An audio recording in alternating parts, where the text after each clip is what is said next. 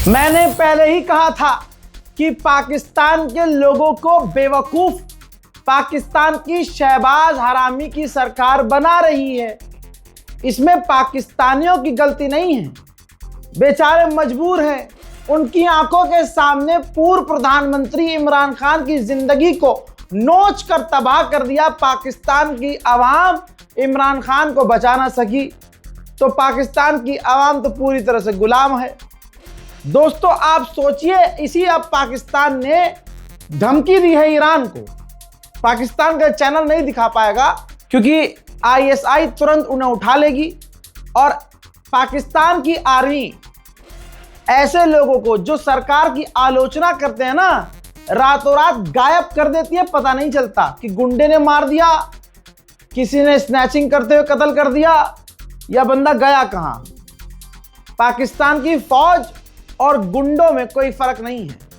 मैं दूसरों की बात नहीं कर रहा हूं, पाकिस्तान के ऐसे बहुत लाखों लोग हैं जिनके ऊपर पाकिस्तान की फौज ने जुल्म सितम ढाए हैं। मोहतरम हजरात, अब इस पाकिस्तान की सरकार ने धमकी दी है ईरान को कि हम हर तरह से सऊदी अरब के साथ हैं और ज़रूरत पड़ी तो अपनी फौज के ज़रिए फौज उतार कर मैदान जंग में हम सऊदी अरब की मदद करेंगे किसी भी हालत में।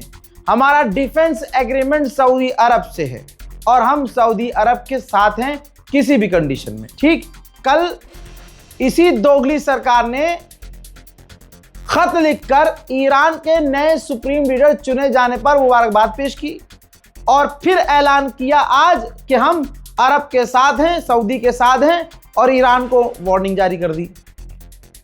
तो इसलिए मैंने कल भी कहा था कि हमारे वाले की यहां तो बात ही मत करना। प्रधानमंत्री मोदी जो हमारा है भाई, कम से कम उसका स्टैंड क्लियर है कि भाई मैं इधर हुई नहीं, मैं ईरान के साथ हुई नहीं।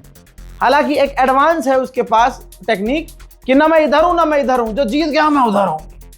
लेकिन तुम पाकिस्तान अरब के साथ इसलिए है दोस्तों कि ईरान के पास अंधा पैसा नहीं है। ईरान हमेशा गरीबी से जूझता रहता है और अरबों के पास अंधा पैसा है। और ये फटीचर पाकिस्तान, जिसका प्रधानमंत्री खुद कई बार कह चुका है कि मुझे शर्म आती है कि मैं भिखारियों की तरह दूसरे देश में भीख मांगता हूं कि हमें भीख दे दो। तो दोस्तों अरब के पास जब पैसा है और भिखारी को पैसे की जरूरत है पाकिस्तान को, तो ऑब्वियसली वो अरबों के साथ खड़ा होगा। तो कोई भी दिमाग में गलतफहमी मत पाले पाकिस्तानी कि तुम्हारी सरकार ईरान के साथ है। उधर डोनाल्ड ट्रंप का पैखाना निकल चुका है, हवा टाइट हो गई है। लीजिए, सबसे बड़ा ऐलान ट्रंप ने कर दिया है। ट्रंप ने कह दिया कि अब ईरान पर हमला करने के लिए कुछ भी नहीं है, अब वहां पर हमारा कोई भी टारगेट नहीं है और मैं बहुत जल्द जंग खत्म करने का ऐलान कर सकता हूं। जबकि ईरान कह रहा है कि सुन बे, तूने शुरू की थी, खत्म हम करेंगे। करने को तो 3 दिन पहले जंग खत्म करने का ऐलान ट्रंप कर चुका था, लेकिन ईरान ने माना ही नहीं। ईरान का बोलता है तू हम तो मारेंगे, तू खत्म कर रहा है, तू चुपचाप बैठ जा, हम तो मारेंगे। इंटरनेशनल एनर्जी एजेंसी, ये तेल की रिजर्व करने वाली संस्था है, तेल को रिजर्व करने वाली। इसने इतिहास में पहली बार, जिंदगी में पहली बार 400 मिलियन बैरल तेल एक साथ रिलीज कर दिया है ताकि दुनिया में तेल की कमी ना हो। अब कोई गणचट्टा ये ना कहे मोदी का जलवा है, मोदी जी ने यूं किया, नाले से गैस बनाई, नाले से गैस बना के देखो हिंदुस्तान में तेल की कमी खत्म हो गई, गैस की खत्म हो गई। ना ना ना ना, पूरी दुनिया की एक कंपनी है, पूरी दुनिया की सबसे बड़ी एजेंसी सरकारी इंटरनेशनल लॉ के हिसाब से IEA, इंटरनेशनल एनर्जी एजेंसी। दुनिया में तेल की कमी ना हो इसलिए इसने 400 मिलियन बैरल तेल पूरी दुनिया के लिए रिलीज कर दिया है। ठीक है, कभी गाना चट्टे आ जाना, नहीं नहीं नहीं, जब देखा मोदी का जलवा।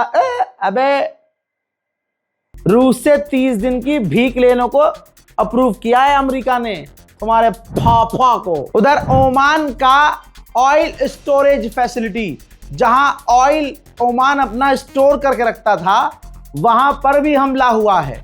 यानी इशारा आ रहा है सामने से कि बेटा तुम्हारा जो तेल जहां तुमने बचा के रखा है ना, स्टोर किया हुआ है, उसको भी नहीं छोड़ेंगे। ईरान ने कहा है कि अब तक 206 ईरानी स्टूडेंट और अध्यापक टीचर्स मारे गए हैं। उधर यूएई के ऑफिशियल ने इल्जाम लगाया है कि ईरान जानबूझकर सिविलियंस पर हमले कर रहा है। उधर फीफा या कोई और ईरान से कुछ अड़ी लेता या कोई बयान जारी करता, ईरान ने कह दिया फीफा वर्ल्ड कप में ईरान नहीं जाएगा, तुम क्या कुछ कहोगे, हम जाएंगे नहीं।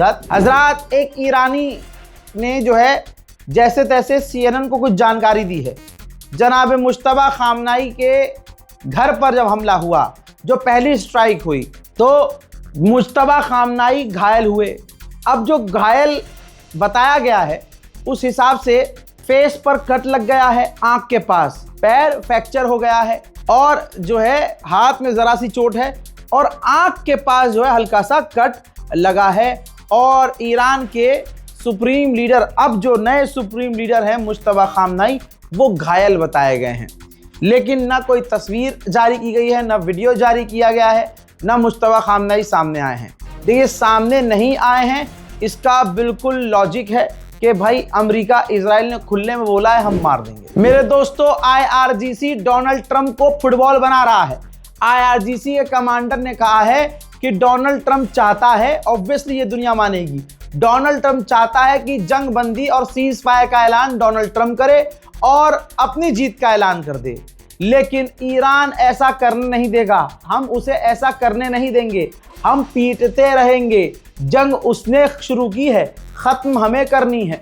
और जो हमारे नए सुप्रीम लीडर हैं वो टेक्नोलॉजी, वॉर, इंफ्रास्ट्रक्चर, मिलिट्री, हर चीज में एक्सपर्ट हैं और हर चीज से वाकिफ हैं। अभी कल एक अरब का सुअर था, वो कह रहा था कि मोदी की एक कॉल से ये जंग रुक सकती है हबीबी। भाभी, तुमने बात नहीं समझी अभी भी। मोदी जी समझ गए हैं कि ईरान नहीं रुकेगा, ईरान नहीं रुक, इसलिए मोदी जी ने कॉल ही नहीं की। और उनको पता है कि अरब सुनेगा नहीं। अपने मुल्क में भाई 300 रुपये 200 रुपये देके ट्वीट करवाने वाला और अपनी 3 इंच की छाती को 56 इंच बताने वाला, हर चीज में सरेंडर करने वाला, बीवी ना संभाल पाने वाला, देश संभालने की नौटंकी करने वाला, तुम्हें लग रहा है कि वो विश्व गुरु है? विश्व गुरु किसे कहते हैं?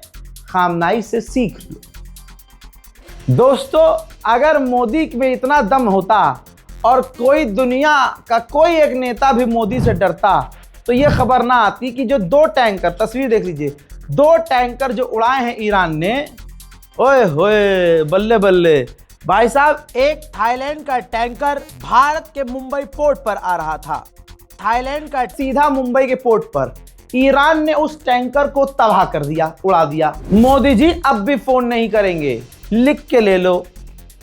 एक फोन कौन? अबे चल, यूक्रेन रूस की रुकवा दी, अबे मणिपुर जलता रहा सालों साल, फोन छोड़ो, गर्दन नहीं घुमाई अगले ने। वहीं ईरान में ऑयल डिपो पर जो इजराइल ने हमला किया, उससे जो तबाही है और आसमान में काले घने जो बादल है और बारिश हो रही है जहरीली, उस हमले का मंजर ये है।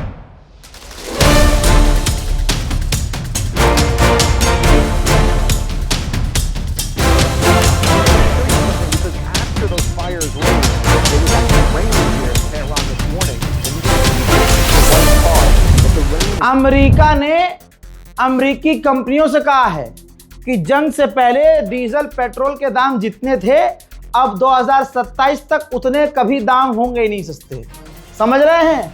ईरान ने पहले ही कहा था कि बाप पे मत जाना, खामनाई पे मत जाना, हाथ न लगाना, पूरी दुनिया जलेगी, जल रही है। चाइना भी सेफ खेल गया। चाइना ने कहा कि हम निंदा करते हैं जो गल्फ स्टेट पर हमले हो रहे हैं, सिविलियंस इलाके को निशाना बनाया जा रहा है, हम पूरी तरह से इसकी निंदा करते हैं। लेकिन ईरान का नाम ही नहीं लिया। अमेरिका, इजराइल पूरी तरह से बौखला गए हैं क्योंकि हर तरह उनको हार मिल रही है। ऐसे में बौखलाहट में इजराइल ने ईरान के बुशहर में एक हॉस्पिटल पर हमला कर दिया है। ईरान छुपा नहीं रहा है, न मैं आपसे कुछ छुपा रहा हूं।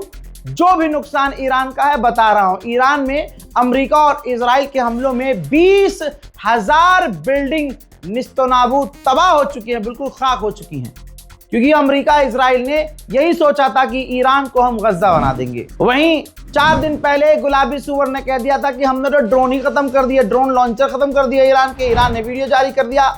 ईरान ने इस वीडियो में दिखाया कि उसने किस तरह से दुश्मन के ठिकानों को अपने ड्रोन के जरिए उड़ाया है। और इस हमलों से, इस लॉन्च के बाद जो अमेरिका इजराइल में तबाही मची है, उसके तमाम मंजर दुनिया के सामने आए हैं और अमेरिका और इजराइल ने उन तमाम मंजर को छुपाने की कोशिश की है। फादरलैंड के फादर की भी फट के 4 हो गई है। ऐ मुसलमानों, ऐ ईरान से हसद रखने वाले स्पेशल मुसलमानों, खाओ अपने बाप की कसम अगर तुम सच में पड़ोस की पैदाइश नहीं हो, और बताओ, पूरी दुनिया फैसला करे कौन जीता कौन हारा। भाई ईरान ने कहा था कि हम तब तक हमले करेंगे जब तक मिडिल ईस्ट से अमेरिका निकल नहीं जाता। दोस्तों, अब अमेरिका ने, रिपोर्ट आपकी स्क्रीन पर है, ध्यान से देख लो, अमेरिका ने मिडिल ईस्ट में तमाम अपने अमेरिकियों से कहा है कि अमेरिकी फैसिलिटी और अमेरिकी बेस को खाली कर दो। अल्लाह अकबर। दोस्तों, जो इजराइल और अमेरिका कह रहे थे हम हार नहीं मानेंगे, ट्रंप पिटने के बाद भी, जलील होने के बाद भी, हारने के बाद भी जिद पर है कि हम तो जीते हैं, हम तो जीते हैं, हम तो जीते हैं। दुनिया देख ले जीता कौन है। और है किसी की औकात, है कोई 56 इंच का फर्जी, है कोई अपने आप को मिट्टी का शेर कहने वाला, तो भिड़ कर देख ले ईरान से। हजरात मोहतरम, इस रिपोर्ट को शेयर कीजिएगा, अपनी राय कमेंट सेक्शन में लिखिएगा, चैनल को सब्सक्राइब कीजिएगा, फेक न्यूज से बचते रहिएगा। जय हिंद।